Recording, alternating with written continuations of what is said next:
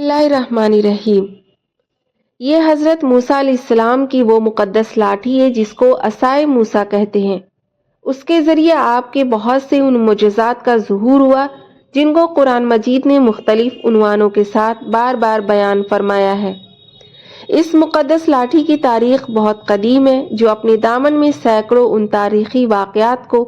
سمیٹے ہوئے ہے جن میں عبرتوں اور نصیحتوں کے ہزاروں نشانات ستاروں کی طرح جگمگا رہے ہیں، جن سے اہل نظر کو بصیرت کی روشنی اور ہدایت کا نور ملتا ہے۔ یہ لاٹھی حضرت موسیٰ علیہ السلام کے قد برابر 10 ہاتھ لمبی تھی اور اس کے سر پر 2 شاخیں تھیں جو رات میں مشعل کی طرح روشن ہو جایا کرتی تھی۔ یہ جنت کے درخت پیلو کی لکڑی سے بنائی گئی تھی اور اس کو حضرت آدم علیہ السلام بہشت سے اپنے ساتھ لائے تھے۔ عصا اژدہا بن گیا۔ اس کا واقعہ یہ ہے کہ فرعون نے ایک میلہ لگوایا اور اپنی پوری سلطنت کے جادوگروں کو جمع کر کے حضرت موسیٰ علیہ السلام کو شکست دینے کے لیے مقابلے پر لگا دیا، اور اس میلے کے ازدحام میں جہاں لاکھوں انسانوں کا مجمع تھا، ایک طرف جادوگروں کا ہجوم اپنی جادوگری کا سامان لے کر جمع ہو گیا اور ان جادوگروں کی فوج کے مقابلے میں حضرت موسیٰ علیہ السلام تنہا ڈٹ گئے۔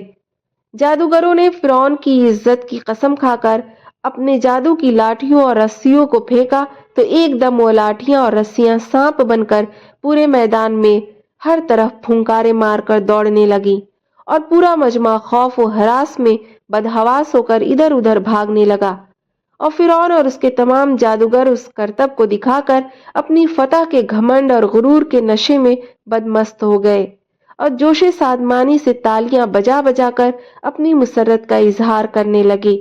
کہ اتنے میں ناگہاں حضرت موسیٰ علیہ السلام نے خدا کے حکم سے اپنی مقدس لاٹھی کو ان سانپوں کے ہجوم میں ڈال دیا،